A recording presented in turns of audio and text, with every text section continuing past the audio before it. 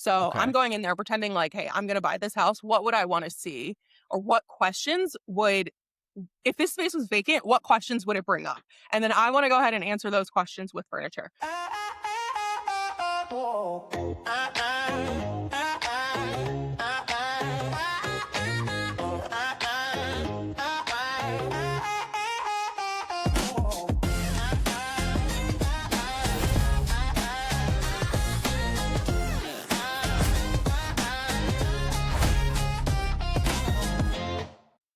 What's going on, everybody? Welcome back to another episode of Curiosity Class. Today, I am joined by my friend Heather, who is. How do you like to be introduced, Heather? Are you a entrepreneur, a home stager, a designer? Like, what's your title? Ooh, I'm a little bit of everything. I introduce myself these days as the studio principal of Showhomes Premier Design Studio. That's a way that. Okay, that's awesome. That is what you are. Tell me what that is. What does that mean?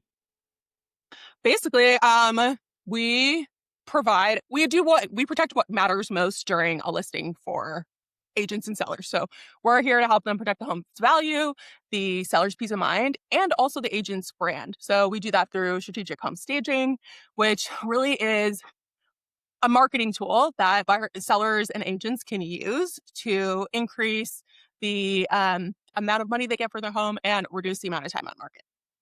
Okay, cool. And as one just kind of falls into that, how did you get into this? Yeah, so this is actually interesting. I've had a lot of careers in my life, but interestingly enough, I feel like interior design has kind of always been in the background. When I was a kid, my mom would get these like furniture catalogs all the time because she was really into interior design, and her bestie was also an interior designer. So I would like flip through every single page looking at all the items. Was very into like furniture and was constantly rearranging my room and all of those kind of things. Um, when I did like go off to college, I didn't even consider it as a career. I don't really know why. But I didn't. And I ended up studying nutrition and dietetics. And working in that field for a couple of years. I really feel like the beginning of my career was learning how to um, advise people on how to make good decisions. So with eating, and then I got an MBA with a concentration in finance, and I became a financial advisor. So then I was advising people about how to budget and use their money. And I worked in corporate finance. So it was a lot of advising people about what to do. My husband is a builder, and one of the very first things we did together when we were like even dating was we painted my apartment, and he like made this weird pattern on the wall. It was very weird, but it was like very much like we're very into decorating and homes and all of that stuff. Yeah, yeah. And so when at some point I decided that I wanted to like learn interior design for real. And I decided I already had a bachelor's degree and an MBA, so I wasn't going to go back to school, but I love an online course. So I did get an international decorating and design certification, which Okay. was so amazing to do that online. I really love the school that I went to, and I really think it elevated my design style. And then after I got that certification, I started a company doing virtual design because this was like right around the pandemic. And Okay. so wasn't a lot of going into people's homes. So I was Sure. doing virtual design, and I liked that, but it's not as fun as actually getting to see the physical transformation in someone's home. So I ended up getting a job as a home stager with a staging Okay. company. And that's when I really discovered the joy of staging, because for me, it's like very much instant gratification, interior design. I get to talk to a client, and then 2 weeks later, I'm installing something in their home and doing the big transformation. So it's a lot of fun. That's how I ended up here. That's incredible. And so I think you alluded to it, but so you started a home staging company, right? And that's where you're Yes. okay. Yeah, so last year I launched Showhomes Premier Design Studio, the Austin location. Um, yeah, and it's been great so far. I'm very excited about what we're going to do in the market this year. Okay. Man, I feel like there's so many questions I could ask you on like each one of those career points.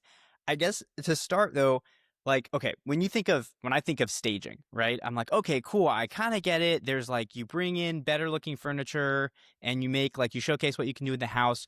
But so from your perspective, like, do you own all your own furniture and you keep it in a warehouse? And so you're moving it into and out of homes? Like, how does that work, like, logistically? Yeah, that's exactly what I do. I have a warehouse full of inventory that I've curated to provide like a really livable luxury Austin modern style. Okay. I like having my own inventory because it provides me a lot of creative control over what the final product is going to look like. Sure. And really, that's the goal, is to make the house like really look like a super compelling version of itself. So I wanted to be able to have the best quality furniture. So every home that we stage looks like at least $1 million. That was the goal. Okay. Um, yeah, I don't know if I answered your question. Yeah, yeah, totally. And so, like, how does the process work? So, like, let's say you get called in and you're like, okay, I'm going to stage this home. Do, do does the seller need to get everything out of their house first in order for you to put stuff in, or as you're walking around, you're like, ooh, okay, like, let's get that couch out of there. I can bring my couch in. That'll look good here. Like, how does that work? So there's a couple of different common scenarios. So people are either coming to us when they're living in the home. If they're going to be living in the home throughout the listing process, what we'll do is like an occupied listing consultation. So the way that you live in a house is not the way that you want to sell it. Right. We really want to. Dang it! Don't look at the dishes in my sink. Exactly. Exactly. You want a buyer to walk in there and be able to imagine their story and not just see yours. Totally. So our goal with like the occupied listing consultation is really to show sellers how to showcase their home. So we'll go in there and we'll provide, you know, recommendations for paint or lighting updates, for decluttering, and how to like optimize the home and depersonalize it so that somebody else can enjoy it. I think that's the thing that a lot of sellers forget, is that when you're listing your house, like, it's a product now, it's not Yeah, your it's not home. And so yours. you want to, yeah, you want to do it like that. So that's one scenario. If somebody's still living in the property, we'll do that. If the property is going to be vacant, which is honestly ideal when you're Sure. listing. If the property is vacant, we will bring everything in. So we will bring in all of the furniture and decor that's going to make it feel like a home. That's going to, be a shorthand for buyers so they know whether or not their life is going to fit there. I think the number one question that people ask when they're touring a home is, can my life fit in this space? And Yeah. it's more than just, 3 beds, 2 baths, 2,000 square feet, right? That's the baseline, but people want to know, can my sofa fit? Am I going to be able to fit a king bed in the primary? Will my kids' rooms be big enough? What's the dining space like? What's entertaining here like? How's it going to feel to be in this home every day? And so by putting in furniture and decor that really reflect the character and the architecture of the home and the lifestyle that it provides, we're able to provide that shorthand for buyers. Hmm. Yeah, that's amazing. My wife and I love going to open houses just for fun and just like walking through it. And you can totally tell, like, oh, this is like this. You just like you see your life like, oh, I could live like this. Like this could be what it could be like, and you're totally just selling the Yeah. dream, right? Exactly. Exactly. It's selling the dream of what could be. And like, you want to showcase the home in a way that's like aspirational. What are buyers aspiring to? What do they Hmm. want right now in a home? And that's what you want to highlight. Yeah, totally. So, okay, I want to ask you about like design because I think I was telling you at when we got coffee, I know nothing about design. I know what I like, and I can show you what I like, or I can tell you if something I like it or I don't like it. But I don't know how to explain it in words, right? So, like, when you go into a home, you go into a room. Let's say it's a totally vacant living room or entranceway into a living room. What are you looking for that kind of starts to tick off in your head? Like, I know this is the type of couch I want. This is the color that I'm looking for. Like, how do you think about that? Yeah. So I am going into the property, and I'm putting myself in the shoes of a potential home buyer. So I'm Okay. going in there pretending like, hey, I'm going to buy this house. What would I want to see? Or what questions would, if this space was vacant, what questions would it bring up? And then I want to go ahead and answer those questions with furniture. So, Oh, like with an entryway, the goal of that is to make it feel like really welcoming, and you want people to be like, oh, this feels so good when they walk in. And you one of the things we do is like we like to put mirrors in an entryway, because then people can like literally see themselves in the home. It's Whoa. one of those weird psychology things that makes you feel a little bit more comfortable. Um, and just like, yeah, you want to think about what the feeling is that you're trying to convey. Um, that's the first level. We go through three things basically: the feel, the function, and the flow are the three main things we're trying to communicate. Um, so the feeling is generally one of like warmth and relaxation and comfort. Um, Depending on how high end the home is, there might be also that we're trying to convey that this is a luxury property. Um, and then we'll look to the function because buyers aren't shopping with a tape measure or anything like that. People aren't doing that. They're using furniture to like as that shorthand. Sure. And so we will figure out the right scale, which just means like we're getting the right size furniture for the space. It's kind of Hmm. like a Goldilocks, not too big, not too small, um, situation. But really, I think it's 90% of people cannot visualize a space when it's empty, and the other 10% of us are designers. So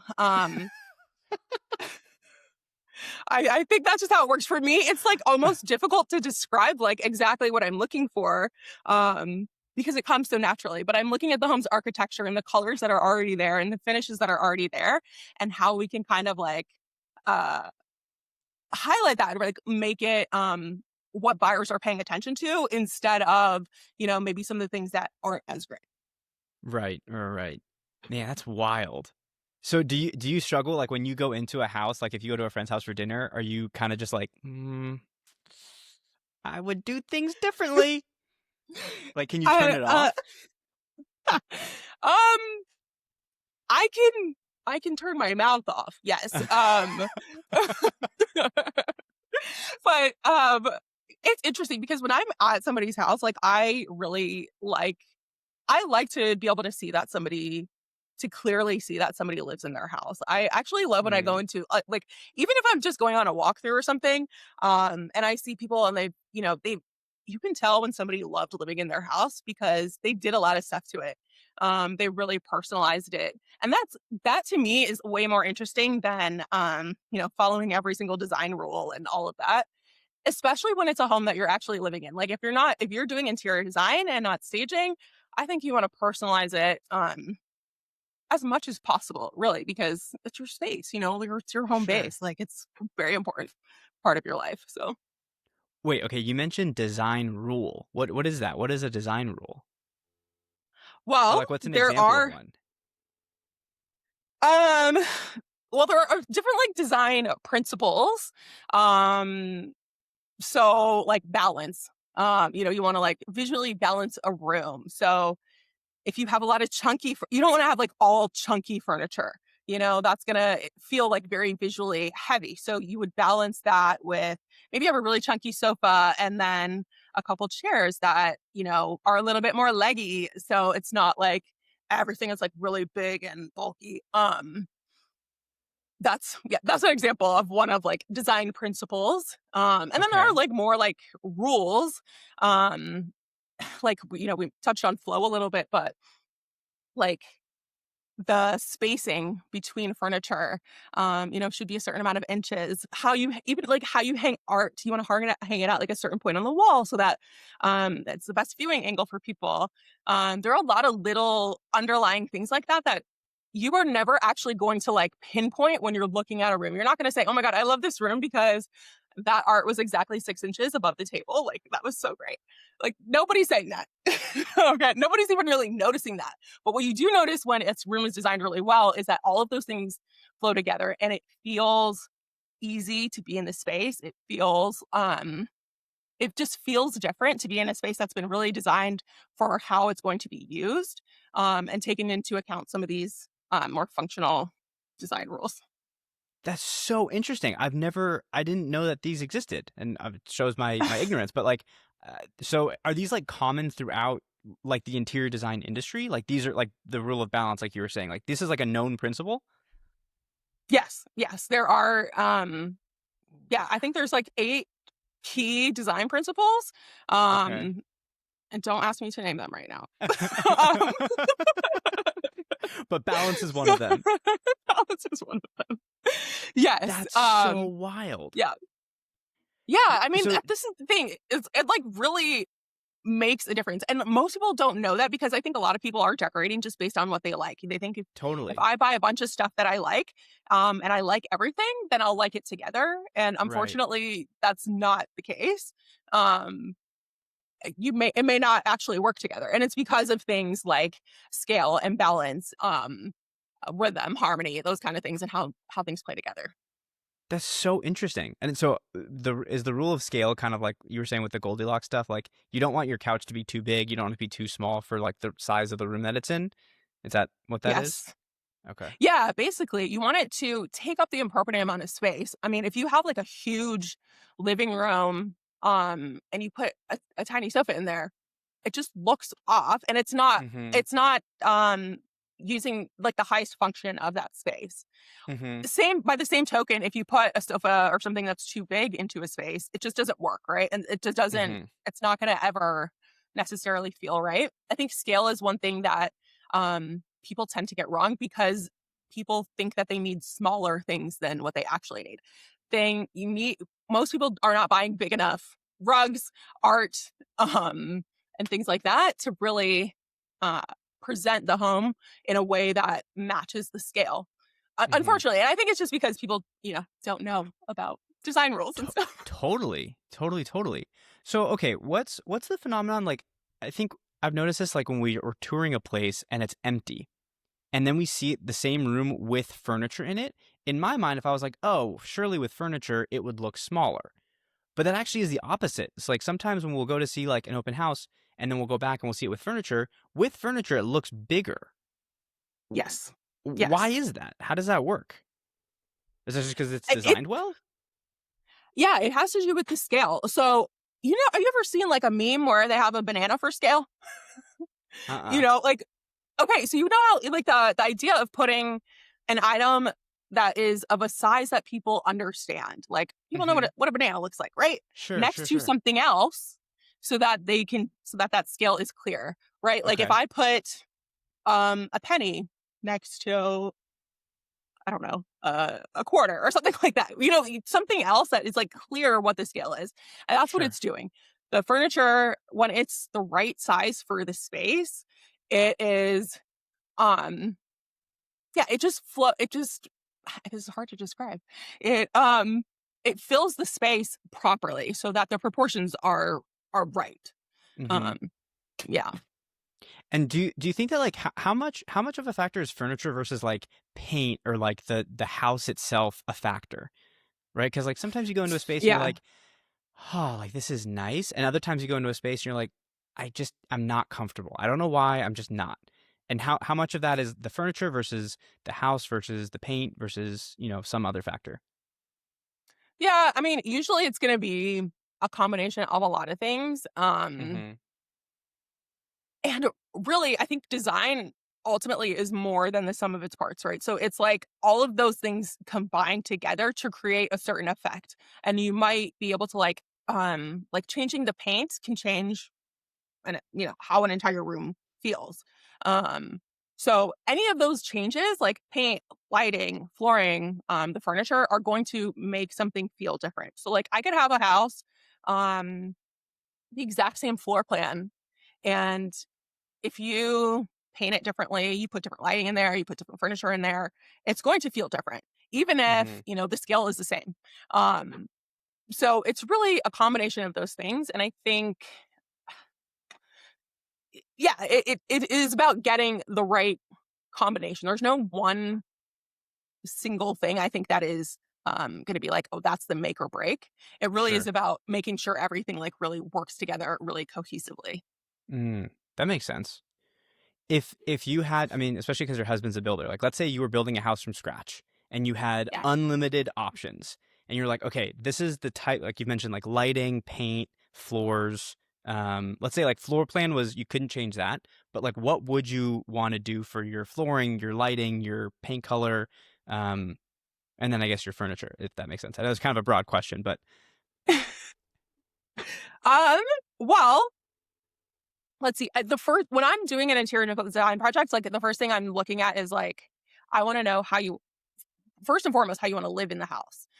That's gonna determine everything else, like how we use the different rooms in the house. Because you don't have to decorate it or furnish it like whatever the name is on the floor plan. Just because it's a dining room, it says dining room on the floor plan doesn't mean it can't be an office or a playroom or whatever you need mm, it to be.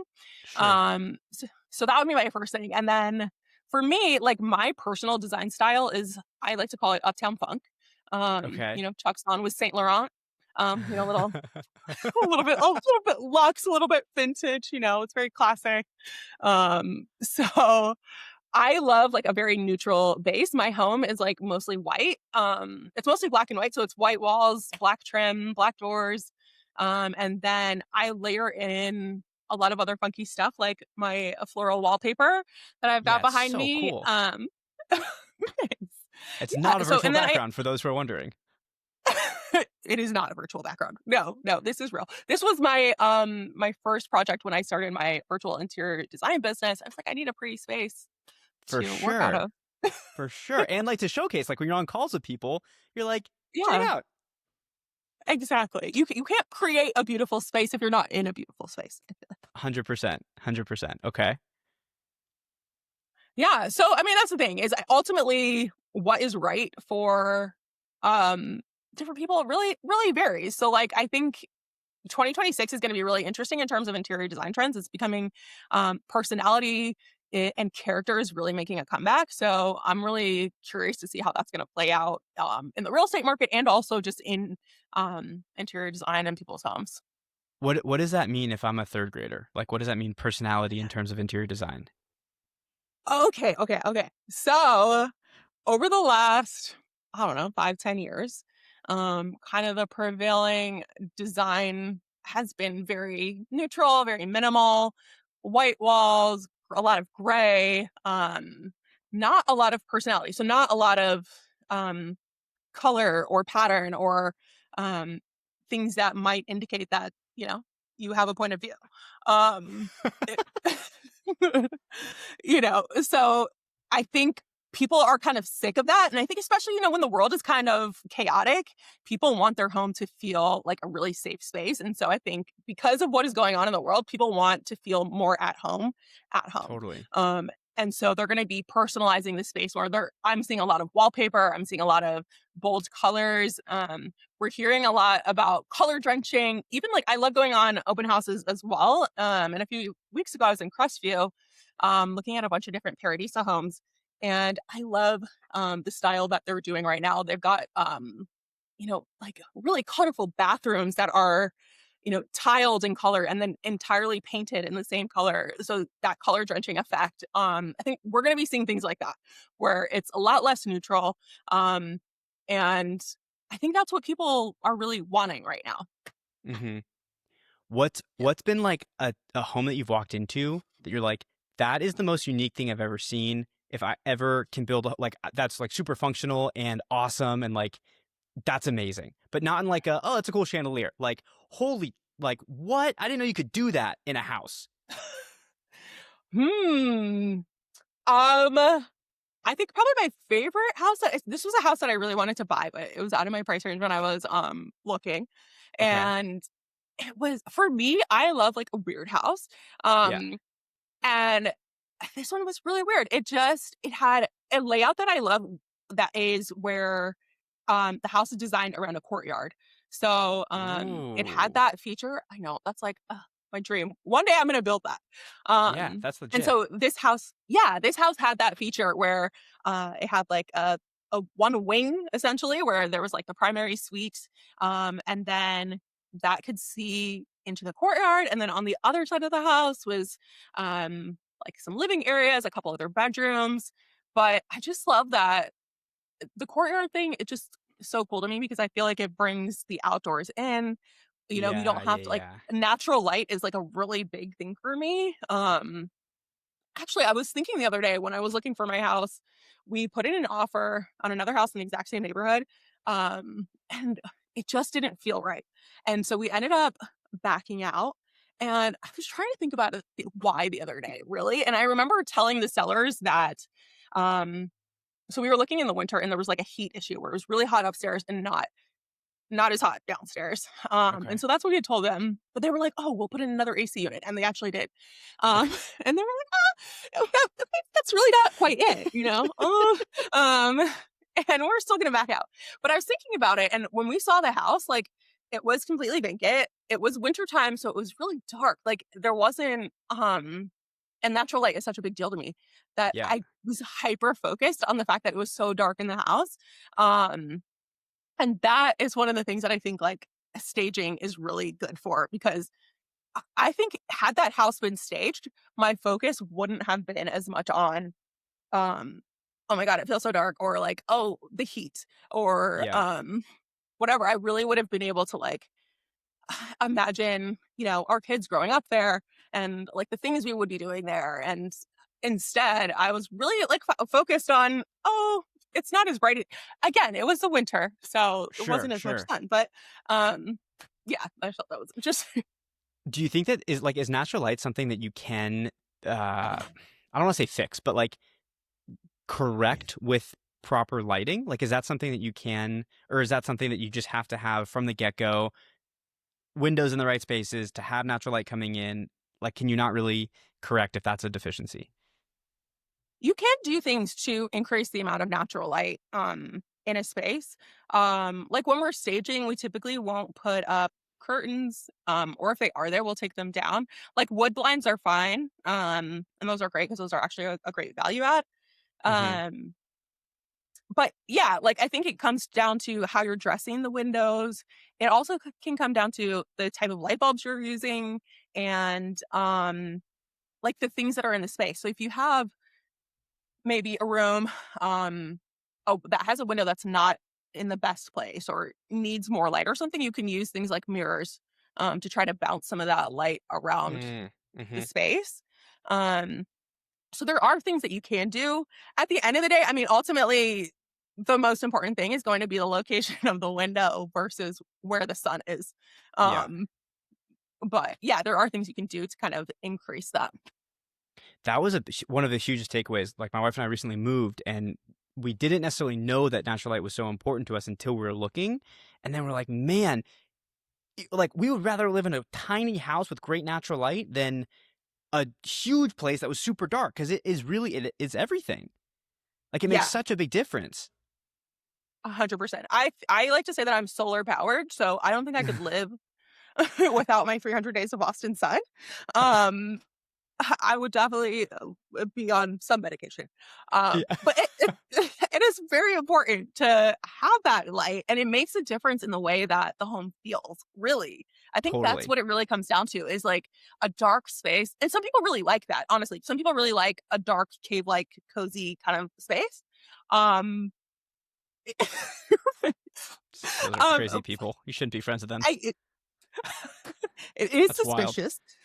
Um, yeah, but, the lighting just makes such a big difference, in how you experience a space. So, yeah. 100%. Did you do anything special with your kids for design? Like, did they get to do any, like, okay, you get to choose the paint colors or you get to choose where your bed goes or anything like that? So I my kids got a lot of room makeovers, Okay. um, and we did it kind of a couple different ways. So when they were younger, it was always like a surprise, um, which I love. It's like a little baby HGTV moment, you know? I remember doing it one year for my son when he was like 4, and he came and he was like, "What is this place?" I was like, "This is your room." What did you do? Um, I think we had just painted my husband built a bunk bed, like a built-in bunk bed situation for him, and we painted Oh, it in his favorite so colors and cool. put like a bunch of sports stuff. Yeah, so it was really important to me to allow my kids to um let their rooms be what it wanted to be and like be super personalized for them. I think it's really important to have like your own space to kind of Totally. disconnect from everything where you feel super comfortable. So yeah, and as I got older, they definitely got more involved. My daughter's latest iteration, she was very involved, had a whole Pinterest board. I felt like I was consulting with a client. Um, so they're into it. Yeah. That's amazing. That's amazing. Do you draw inspiration from like, are you a big HGTV fan or like a house flipping fan and like that kind of stuff? Um, I don't watch as much HGTV anymore. I listen, I love reality TV. So the home shows that I watch the most are like Million Dollar Listing and like Selling Yeah, yeah, yeah. Sunset. And I love seeing how those properties are designed. Plus, the outfits are amazing. It's just like, yeah, that's kind of TV I'm watching. Those are the worst though, because then you're like, I could be a successful real estate agent. I just need to sell one house a year and I make $400,000. Right, right. It's so easy. Oh man, that's amazing. Um, are there any like people that you look up to in terms of design? Like, are there any inspiration? Like, where do you draw inspiration from, or like, how do you consume? Like, what do you want to learn something new about this kind of stuff? Is there a person you go to, an authority you go to, books you read, podcasts you listen to, that kind of thing? Yes. I actually love going to physical magazines. Okay. House Beautiful, uh, oh, I know I'm gonna draw blanks on the names, but I love actual like physical magazine. Vogue Living is great. Um, and also like again with the catalogs, I love furniture catalogs because you get to see sort of what's coming, things in different places. But I think my most I will go to Barnes and Noble and just like flip through all of the design magazines because now they're, $15. I don't know why. Right. All Inflation. right. But Yeah. I think that's a really there's some things that you're gonna see in a design magazine that you're probably not gonna see online. And that's one thing I would definitely encourage people is like get off the internet and get inspiration like in real life, going to restaurants, going to hotels. Um those kind of things are going to be really great for inspo. And it's going to be different than, you know, what we're seeing every day on TikTok and Instagram. And it'll be more personalized for your city, your neighborhood, those kind of things. Fair enough. Fair enough. Okay, I have to ask the $1 billion question. What are Yes. your thoughts on IKEA? Oh, IKEA. Um, what are my thoughts on IKEA? You know what? I think IKEA is a great company for a specific phase of life. That was so I'll put it diplomatic. that way. That was so diplomatic. Okay. Fair enough. But okay, when you go, do you not fall in love with like the micro apartment life? Oh, I could spend days in IKEA. Right? One of my favorite pastimes is just walking through IKEA. Yeah, if you have 4 hours Um, to kill, it's great. yeah, I mean, and you can have lunch, you can go to the candy bar, like, it's a whole Hmm. experience. I think IKEA has some really great products, that are at a good price point, and I think that it's a company that's necessary, okay? Not everybody can afford to spend thousands of dollars on a sofa, but they Hmm. still want stuff to look good, and I think, like, IKEA is a happy medium for that, and that's why I say, like, I think it's a great company for a specific time in your life. When you need furniture that's affordable and is gonna hold up, um, go with IKEA. Like, I don't see anything wrong with that. I mean, even, I think a lot of homes could benefit from their kitchen renovations, and, like, closet design and things like that. They have a lot of great options. Yeah, yeah, yeah. Okay, very well said. That was very, yeah, very diplomatic. Okay, if someone isn't going to go to IKEA and let's say they live in Austin, where are your go-to home stores? Like if Okay. you're, let's Um, say you're on a bit of a budget, but you want it to look good. You're designing everything from scratch. You need all, new couch, new night. You can see that I'm really good at this. Nightstand end tables, all that yes. stuff. Where are you sending them? Okay. Okay. Well, ultimately, it's gonna depend on their design style, but some of my favorite, hidden gems in If you Austin. like Okay, no. minimalism, like just minimalist, like old school, that kind of vibe. um Let's see. Okay, if you're liking, like, old school, Austin has a ton of vintage, thrift, places that have really cool furniture. Like Potluck Vintage is one of them. Oh my gosh, I wish I had written this down. I had a list of names, but there's a ton of vintage spots to go to. So definitely recommend that. One key on vintage finds, there is yeah, I think it's a monthly sale at Palmer Event Center called the Citywide Vintage Sale. Oh, And they've got cool. clothes, furniture, decor, all that kind of stuff. So that's a really great resource. I just went last month and got some stuff for my inventory. So definitely recommend that. I also love the Four Hands outlet. Four Hands is it's a little higher end.